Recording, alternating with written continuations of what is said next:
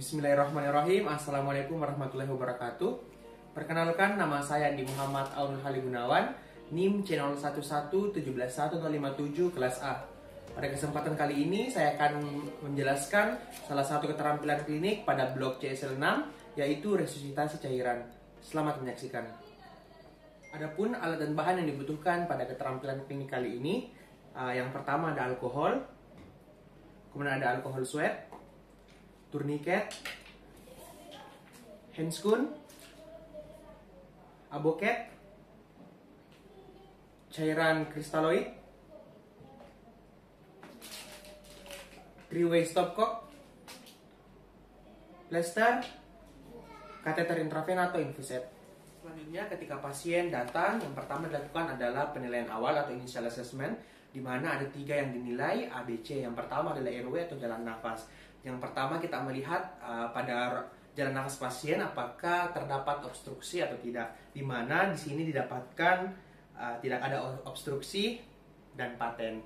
Nah, selanjutnya kita melakukan penilaian breathing. Nah, untuk breathing ada 3 metode yang dilakukan. Yang pertama itu look, listen, dan feel. Nah, di mana kita melihat pernafasan dari pasien apakah simetris antara kanan dan kiri. Kemudian kita melihat apakah ada retraksi dari tulang rusuk dari pasien. Nah, selanjutnya kita melakukan, kita mendengar dan merasakan apakah ada hembusan nafas dari pasien. Kemudian kita melakukan perhitungan frekuensi nafas pada pasien menggunakan stetoskop.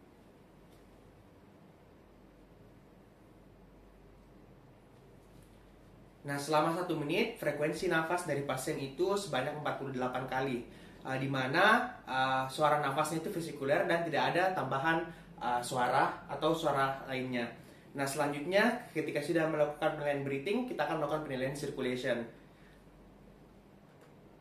Di mana kita melakukan penilaian denyut nadi didapatkan yaitu 170 kali per menit dengan tekanan darah tidak terdeteksi dan tekanan nadi yang sangat menurun, dan didapatkan juga akar dingin pada pasien dan capillary refill time-nya itu lebih dari 2 detik.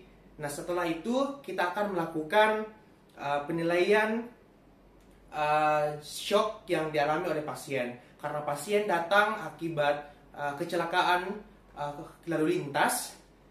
Jadi pasien masuk dalam kategori shock hipovolemik akibat perdarahan. Kemudian kita melakukan penilaian derajat shock yang dialami oleh pasien, di mana pasien masuk ke dalam kategori kelas 4 karena frekuensi nafas dan frekuensi nafasnya itu 48 kali per menit dan denyut nadinya 170 kali per menit dan tekanan nadinya yang sangat menurun. Selanjutnya kita akan melakukan perhitungan estimasi jumlah kehilangan darah, di mana karena dia masuk dalam kategori kelas 4, jadi rumusnya yaitu lebih dari 40% dari estimate blood volume atau EBV. Nah, untuk menghitung EBV karena pasien berjenis kelamin laki-laki, rumusnya adalah 70 dikali berat badan pasien, di mana kita ketahui berat badan pasien adalah 50 gram, sehingga didapatkan estimasi jumlah kehilangan darah dari pasien adalah 40% dikali 70 dikali berat badan yaitu 50, hasilnya adalah lebih dari 1400 cc.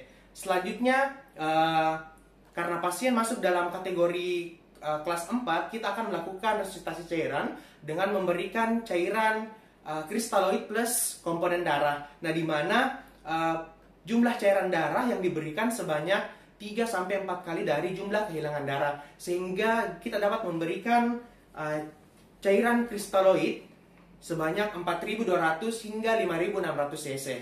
Nah, setelah kita melakukan pemberian atau resusitasi cairan, selanjutnya kita akan melakukan monitoring dan evaluasi. Kita melihat apakah hemodinamiknya dari pasien kembali normal atau tidak.